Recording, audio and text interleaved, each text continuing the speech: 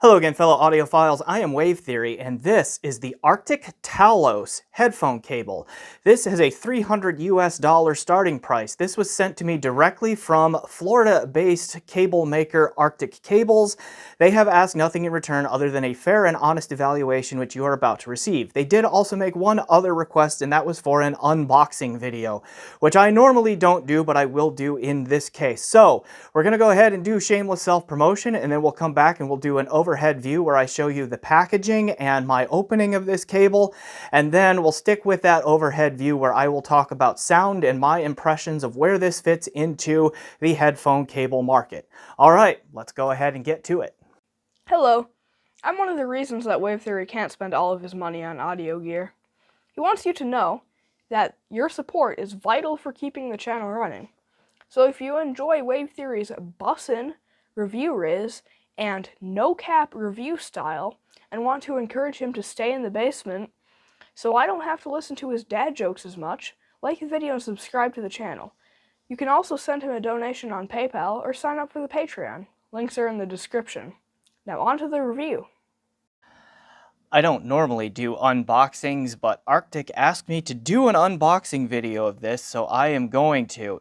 This pink pouch with the Arctic Cables logo arrived in my mailbox, and I was surprised at the color, but kudos to Arctic for doing something a little bit different with the color of this shipping pouch. Just things like that, stand out and get your attention right away. The other side of the pouch where you open it, standard stuff. I've blocked out my address and all that. The only thing I have done is make a nice clean open here, just so I don't completely destroy this pouch here in the course of the video. But beyond this point, I am going completely blind.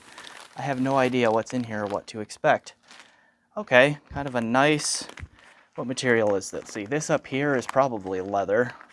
This down here is kind of a, not really a velvet or a velour, but it's not bad. Boy, we've got zippers all over this thing and pockets. This is interesting. I hear plastic crinkling in there. Okay, more carrying pockets here. Is there anything in here?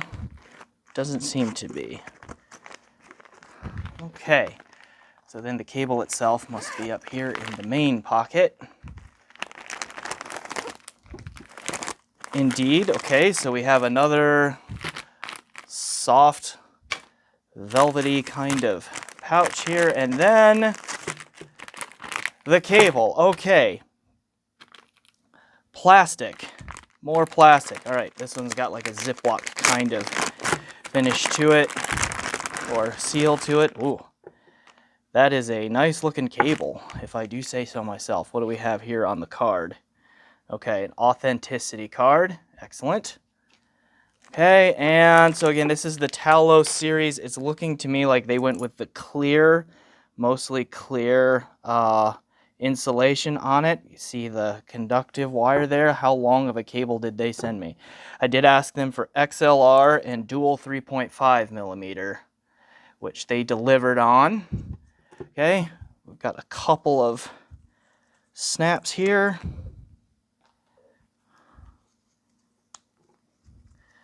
Well, this thing's got some heft to it. I mean, it's not super heavy, and I'm guessing they sent me the 3-meter one, but let's look at this. Okay, I'm guessing this is the square weave, just by the way it looks here, and it's got some thickness to it.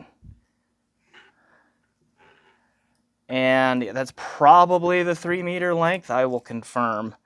I can't fit it all on the screen, obviously. Those are nice connectors. Okay, again, you're seeing this cable with me brand new.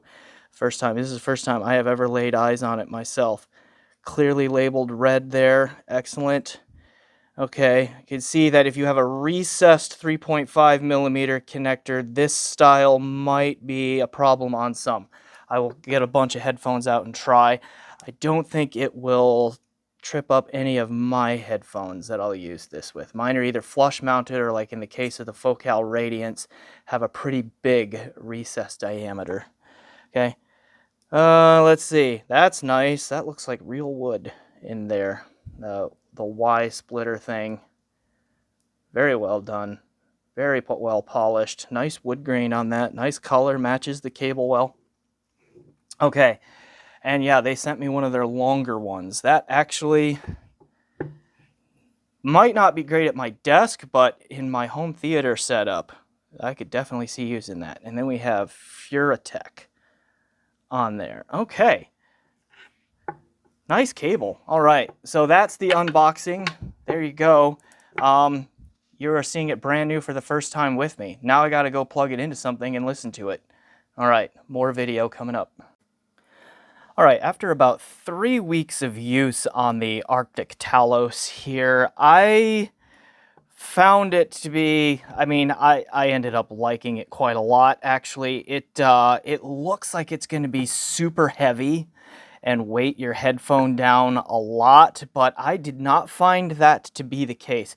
Despite like the thickness of it, it's a very, you see it here as it's laying on the desk, like it's, there's not a ton of memory to it. It really does not tangle up on itself very much. And it lays on the desk pretty nice. It's one of like the softer, more supple headphone cables I have used that are like of this thicker kind of construction. So I am not exactly sure how Arctic pulled that off, but it's quite impressive from an ergonomic standpoint. And like, remember, this is actually the 2.5 meter long cable. I got that confirmed. I think I guessed it as 3 meters when I did the unboxing, and Arctic came back later and said this is the 2.5 meter length, which is just over 8 feet in length there. And so like a shorter cable is obviously going to be lighter and have even less of those weight issues on it. But it's, again, it's very soft and supple and flexible, all of that. And like, it doesn't have horrible memory to it, and it really doesn't tangle very much. It's a very well-made cable, and I really like the look of this square weave that it has. With the combination of the clear insulating material and the dark insulating material like that. I think that looks pretty slick. Okay. Let's see. Yep, Furatech XLR, and then their connectors here. You see Via Blue, okay, on that. There are the connectors on this end. Okay. Let's talk about its performance then, and these are going to be the trigger warnings for you cable skeptics out there, that cables can make a difference. To me, they very clearly make a difference, and I'm still working on explaining why that is, hopefully in a way that the broad public will understand. So stand by for that. It is still a work in progress. It's slow, but I want to get it right. Okay. It sounds pretty good. My overall takeaway sonically on this thing is that at $300 starting price, it has the level of performance that it needs relative to its competition. And then when you throw in like just the flexibility and the build and the aesthetic of it, I think this actually becomes one of the better values in the aftermarket cable business. Honestly, I'm pretty impressed overall with it in in a number of ways with that. So, real quick on the sound, it's the conductors are all copper on this one, so you do get like a warmer, smoother kind of sound overall. It is like there's lots of bass impact and sub bass presence through this cable too, and it tends to roll off the top end just a little bit. Now, it does play with the tonal balance, particularly through the treble, just a little bit, as copper cables often do. But it's not objectionable most of the time, and in fact, I think there are times at which that is beneficial. For example, I currently have in the FIO K11R2R little DAC amp for review. It's got a 4.4 millimeter Pentakon output on it, so I got an adapter so I could use this cable on that little setup there, and I was using my HiFiMan HE1000 SE. The HiFiMan HE1000 SE is known for being a little bright sometimes, so a little sharp in the treble, particularly on a signal chain that doesn't control it as well as it should. I was using the HE1000 SE on that K11R2R to really get a sense of what that little K11R2R sounds like. And I was using my Lavracable Grand Silver headphone cable with the HE1000 SE. In fact, let me show you that one moment. Ta-da! The magic of being able to pause a video recording. All right, this is the Laverick Cable's Grand Silver. It's like a $600-ish cable, so double the cost of this one here, and it's an all-silver conductor, hence the name, Grand Silver. And the Laverick Cable Grand Silver is great. I really like it. I really like it most of the time with my HE1000 SE on a high quality silver chain, signal chain, but on that K11 R2R, which is cheap, it clearly was not controlling the HE1000 SE's treble very well, or more to the point, the HE1000 SE was very likely revealing the flaws in the treble of a $160 DAC amp, right? That's probably the more fair thing to say. So as much as I really like the Grand Silver here, it just got really sharp and fatiguing on the HE1000 SE in the treble. So I switched over to this one, and I used the same XLR to 4.4 millimeter adapter to be able to do that. And this really smoothed out that sound. Okay, the HE1000 SE, like, it get warmer, bassier, punchier in the bass than that one. Okay, and then also smoother in the treble, at least more relaxed. Pulled it back in, it was less sibilant, less sharp, and so forth with that particular thing. So this one really does give you a little bit more bass impact, a little bit more relative bass presence, an overall warmer sound, and it can roll off and kind of smooth out some of the rough edges on treble here and there. So if you are a treble sensitive listener, if a lot of headphones just have too much brightness for you and you like a warmer, punchier sound, okay, that's what you get out of this one as compared to some other headphone cables out there. Now, really quickly, I am not saying that the $300 Talos is better than the $600 some Grand Silver. Not what I'm saying. All I'm saying is that if brightness and treble are a little bit too much of a problem for you, okay, this one. I still think the Grand Silver is, at twice the price of this one. You're getting more resolution, more detail retrieval, a more holographic spatial presentation, and on a high quality signal chain, you're getting more well-balanced tonality through the mids and the treble. Like, the relationship between fundamental frequencies and their harmonics sound more natural to me more often on this cable than this cable. Okay, but it should, because this one is twice the price. So that's not a problem. Okay, I'm just giving you an idea of like what this thing does sonically compared to that. So that's the sonic profile of this. Right, is warm, smooth-ish, okay, punchy in the bass especially. Lots of slam and impact through the sub bass, the bass, the mid bass, and all of that, and so forth, with a rolled-off treble presentation, which really does have its advantages at times. Now, as far as technical performance goes, again, like other cables that I have on hand that I compared this to, include, not limited to, but here's just a few highlights of it. We have Corpse Cable's Grave Digger. This uses you can see it right on there, Cardass audio conductor in there. This one is a 2-meter long one. This is about $215 US. Okay, and I should mention real quick, headphones that I used this with. I've already mentioned the HE1000 SE, but I also tried Focal Radiance. My Beyerdynamic DT880 600 ohm, which I have detachable cable modded so that it can accommodate dual 3.5 millimeter. And let's see what else was in there. My the Headphone Headphone 2, that's how you say that, okay?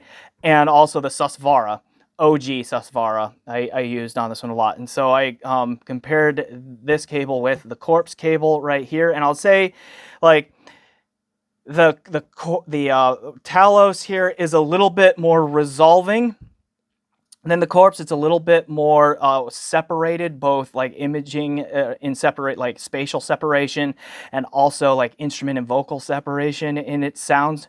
And it's a little bit more three-dimensional and holographic in the spatial presentation. And again, it's got more bass presence and impact than the Grave Digger does, and it's also a little bit smoother in the treble. Got a little bit more harshness and sibilance out of this one when things go awry than I did out of the Talos here. And so it's not a huge gap, like about 200 a little over $200 to often going to be a little over $300 here. So about $100 difference, okay, I thought was appropriate, okay, for the price there. All right, so there's the comp on that one. Plus Sound X8 here, also a square weave cable, this but not as high as a gauge. Like you can tell the difference in thickness here. Okay, this was a more challenging comparison because this is a 3.5 millimeter single-ended cable on the amp end and all of that. And I will say that like very similar sonic profile here between these two. In general, I found this one, the Talos, I think to be a little bit slammier than the Plus Sound, a little bit, and that's probably in large part because of the lower gauge, the thicker cable in there, helps out with that. However, in the case of my Focal Radiance, for whatever reason, the Plus Sound was a better synergistic match. Okay, that's like the one case where I was like, I think I like this one a little bit better than this one. Otherwise, they were very close, with this one just being a little bit punchier in the bass there. So again, hard to direct compare because of the different connector types, I should say, but very, very close between these two. But for whatever reason, this one just synergized a little bit better with my Focal Radiance. This is not bad. I can happily listen to my Radiance with the Talos. Okay, I just thought this one was a little bit stronger of a synergy there. All right, Gladiator cables, Caesar line, Argento, an all silver conductor made by a Japanese company, makes the conductive material in this one. About €300 is the starting price on this one. And this was a really interesting comparison because very consistently between these two, I was noticing some similarities and some differences, because like the resolution and detail retrieval and the overall spatial holography, three-dimensionality, like that sort of thing in the spatial presentation was about dead even on these two. And you can argue that would favor what the Talos is doing, since it is a little bit longer, 2.5 meters and like 1.5 meter here. So this is about a meter longer, which means it should be working from a disadvantage. And that might have played a small role in what I was hearing. But like in general, like the resolution and the detail retrieval on these things, to me, and overall spatial holography, very, very close, almost a dead heat, I would say. The signatures were different, right? Warmer and punchier in the bass, more bass presence, a little bit of treble roll off here. Brighter. I think a little bit better tonal balance through the mids and the treble.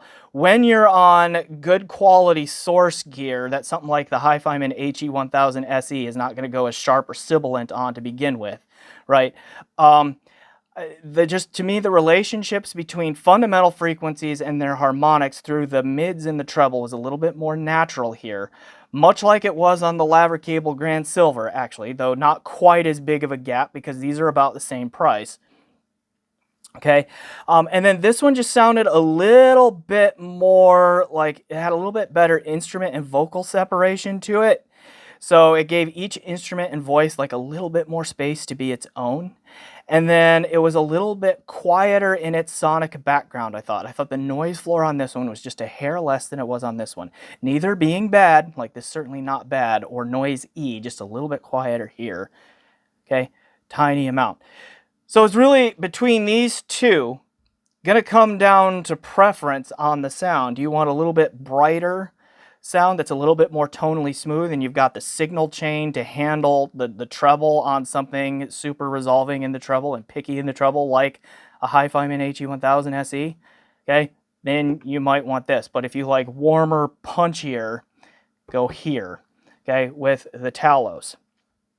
All right, and then I've already compared the Talos to the Lavra Cable's Grand Silver. So this brings me back to, like, those comparisons bring me back to what I said just a couple of at the top of the video here, is that This cable sounds absolutely appropriate in its performance for its price at $300 US starting price, and then options go up from there. Okay, but that pricing is on point in terms of just the sonic performance. It is right where it needs to be, as determined by the market and just the other data points that I have around it to make that determination.